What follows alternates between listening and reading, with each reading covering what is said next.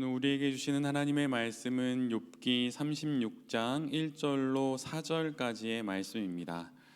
욥기 36장 말씀인데요. 그리 길지 않으니까 천천히 함께 읽도록 하겠습니다. 시작.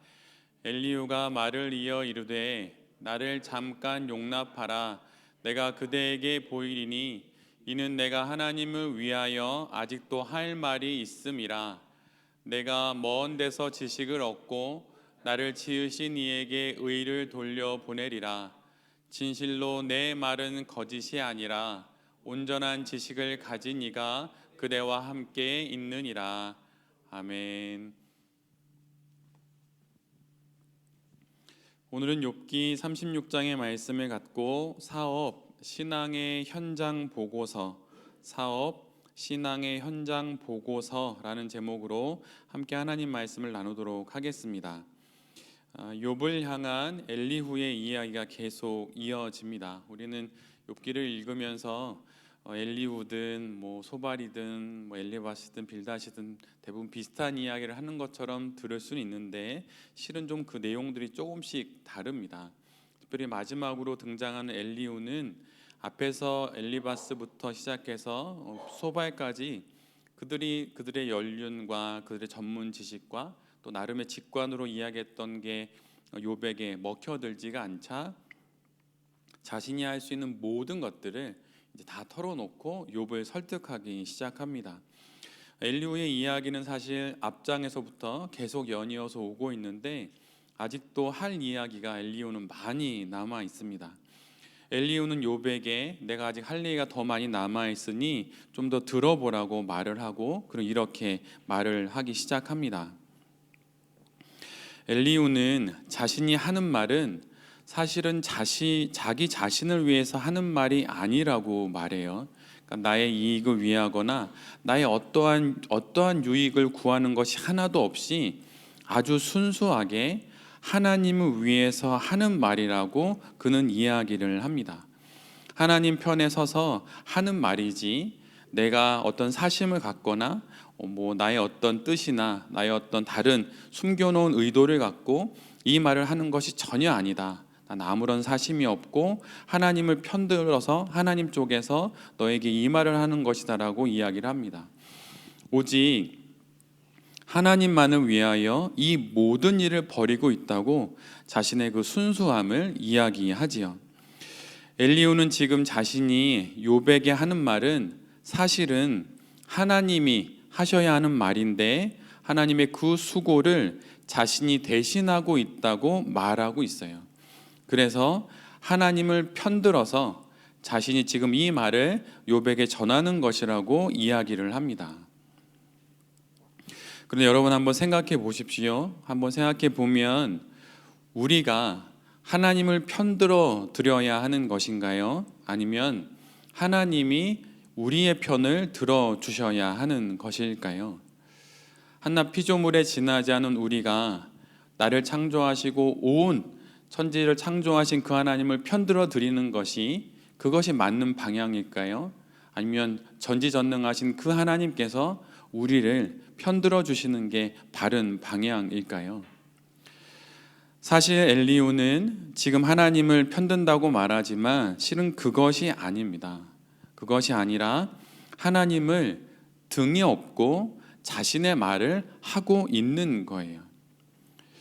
거룩히 구별된 일을 맡아 하다가 자신마저 신성화하는 누를 범하는 성직자들처럼 아니면 법을 다루는 일을 하다가 마치 자기 자신이 법이 된 것처럼 그렇게 행하는 사람들과 같이 엘리후는 지금 자신이 하나님을 위한다고 말하면서 자신이 하나님을 편든다고 말하면서 실은 하나님을 등에 업고 자신의 주장을 하나님의 이름을 빌어서 욥에게 강요하고 있는 것입니다.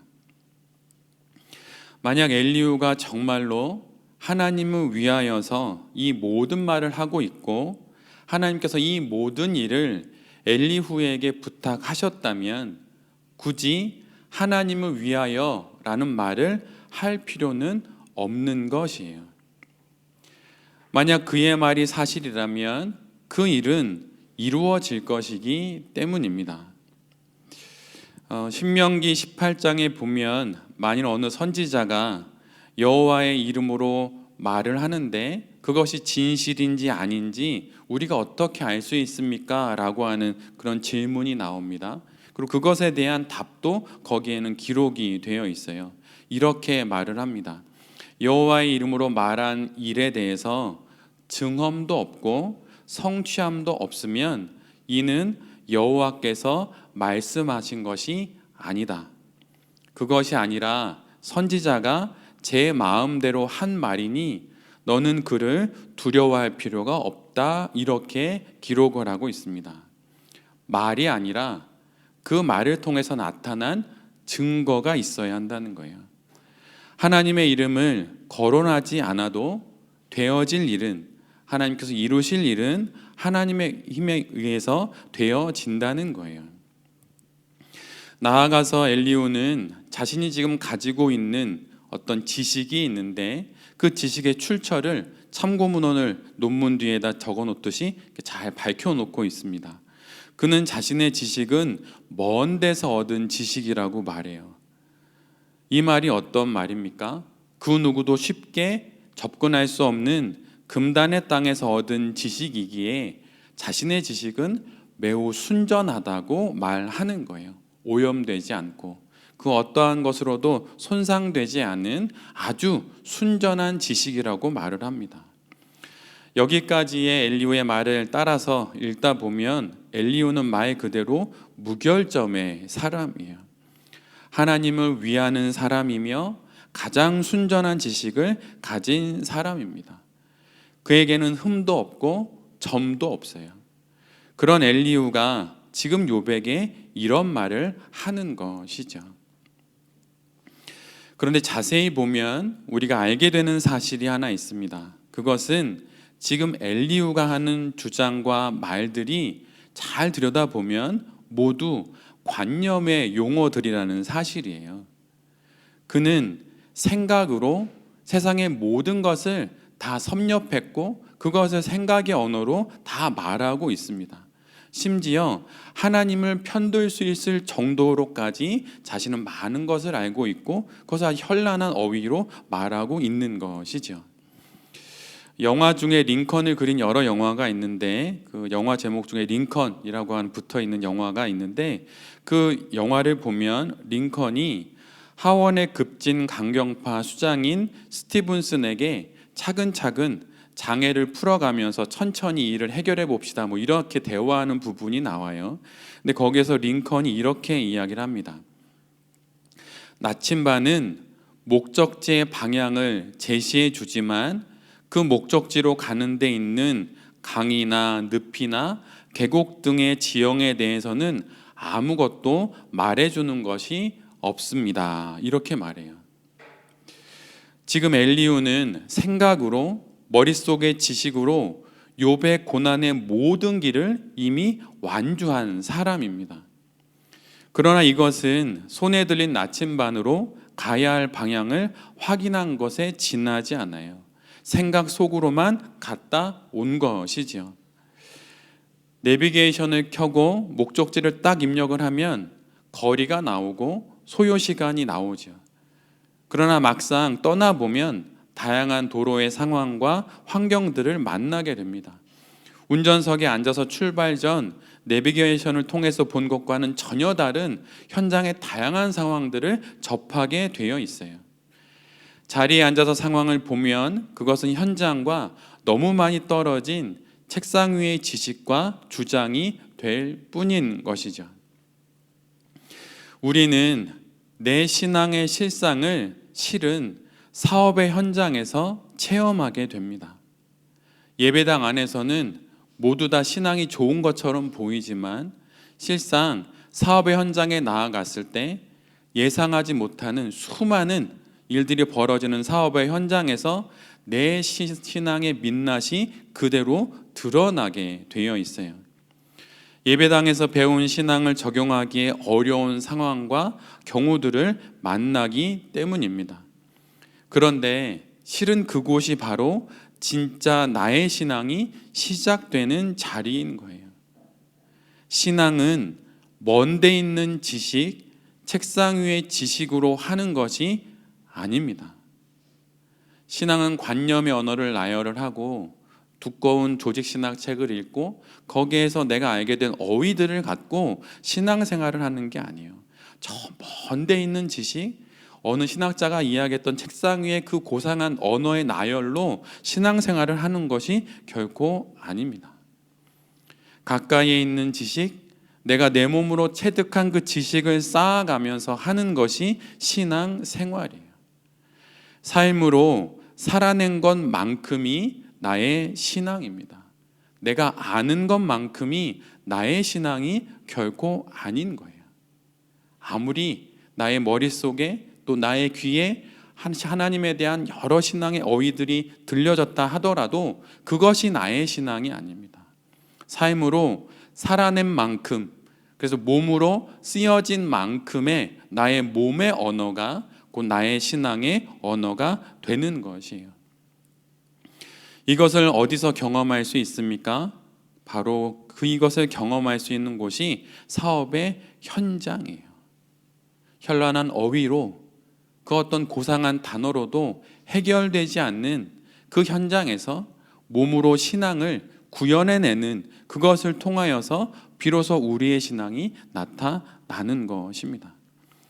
한 사람의, 한 성도의 참된 신앙됨은 교회 안의 신앙을 넘어서는 데 있어요. 예전에도 몇 번 말씀드렸지만 한 사람의 참 사람됨은 평범한 사람을 넘어서는 것에 있다는 말씀처럼 한 성도의 어느 신앙이 참된 신앙이 되는 건 평범한 신앙을 넘어서는 것입니다. 교회 안에선 직분으로 다 있어 보이죠. 교회 안에서 목사면 좋은 신앙인 것처럼 보이죠. 근데 신앙의 참된 신앙됨은 교회 안의 신앙을 넘어서는 지점, 사업의 현장에서 그것이 드러나게 되어 있는 거예요. 이 모든 것이 바로 사업의 현장에서 이루어지는 것입니다. 예수님의 일생이 기록된 사복음서는 실은 예수 그리스도의 신앙의 현장 보고서입니다.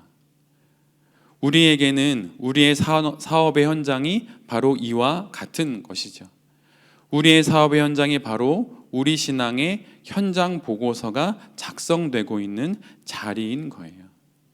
관념적인 지식, 현란한 신앙적인 어휘, 아름다운 신앙의 언어들, 그런 것이 아니라 그 지식이, 그 신앙의 단어들이 씨앗이 되어서 살아내서 열매가 맺혀지는, 눈으로 관찰되는 경험과 몸으로 쓰여진 사업이 우리 신앙의 참됨을 보여주는 것입니다.